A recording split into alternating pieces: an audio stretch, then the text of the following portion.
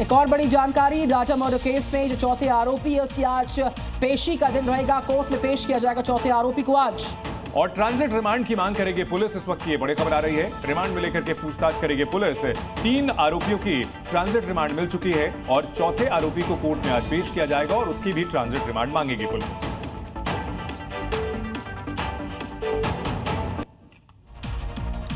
बारह दिन की मात्र शादी, 3 कॉन्ट्रैक्ट किलर हायर कर राजा रघुवंशी का कत्ल कर दिया गया। यह कहानी किसी फिल्मी स्क्रिप्ट से कम नहीं है। देखिए एक रिपोर्ट।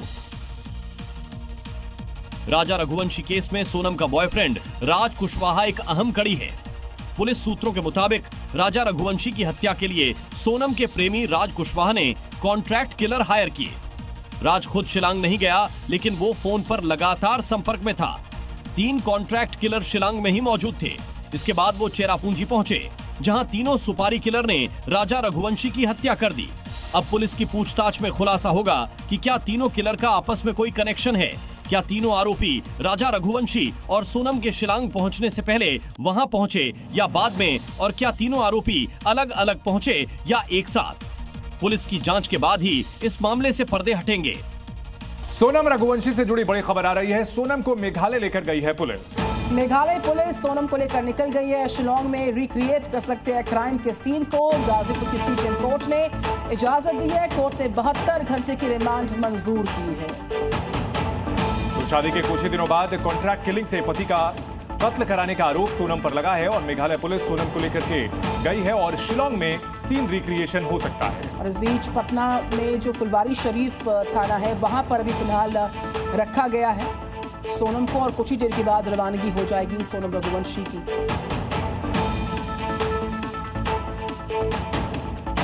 बड़ी खबर आ रही है। राजा के अंतिम संस्कार में पहुंचा था राज कुशवाहा। सोनम के पिता का सहारा भी बना था। तो राज कुशवाहा का एक वीडियो सामने आ गया जो जी न्यूज आपको दिखा रहा है। दरअसल जो सोनम रघुवंशी के पिता है उनकी एक फैक्ट्री है, उसमें राज कुशवाहा काम किया करता था। और इस मौके पर राज कुशवाहा जब अंतिम संस्कार में सोनम के पिता जा रहे थे राजा रघुवंशी के, तो सोनम के पिता को सहारा देता राज कुशवाहा मौके पर नजर आ रहा है।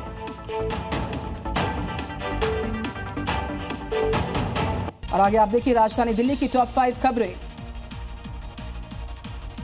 दिल्ली की मुख्यमंत्री रेखा गुप्ता ने शालीमार बाग के डीडीए ब्लॉक में मौजूद शीश महल पार्क का दौरा किया और वहां सरकारी जमीन पर हुए अतिक्रमण पर चिंता जताई। उन्होंने बताया कि यह इलाका एक पुरातात्विक स्थल है जहां करीब 8000 गज जमीन पर किसी शख्स ने अवैध रूप से कब्जा कर लिया है, जिसकी जानकारी डीडीए के पास भी नहीं है। मुख्यमंत्री ने डीडीए अधिकारियों को मौके पर बुलाकर कब्जा दिखाया और साफ किया कि यह सरकारी जमीन है जिस पर प्राइवेट कब्जा और अवैध गतिविधियां चल रही हैं और इसे तुरंत हटाने की जरूरत है।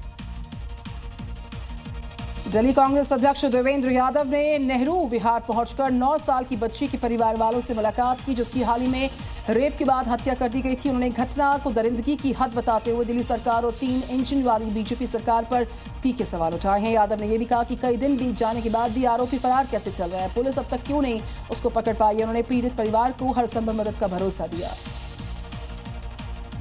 कर्नाटक के डिप्टी सीएम डीके शिवकुमार ने दिल्ली की ओखला लैंडफिल साइट और वेस्ट टू एनर्जी प्लांट का दौरा किया। उन्होंने कूड़े के पहाड़ के वैज्ञानिक निष्पादन की प्रक्रिया और कचरे से बिजली उत्पादन की तकनीक का निरीक्षण किया। डिप्टी सीएम ने इसे एक बेहतरीन अनुभव बताते हुए कहा कि वे इस मॉडल को बेंगलुरु में अपनाने को लेकर कर्नाटक सरकार से चर्चा करेंगे। दौरे के दौरान उन्होंने अधिकारियों से प्लांट की पूरी जानकारी वीडियो माध्यम से हासिल की। दिल्ली में वजीराबाद के जगतपुर शनि श्याम घाट पर सोमवार देर शाम 2 17 साल के छात्र की यमुना नदी में डूबने से मौत हुई है।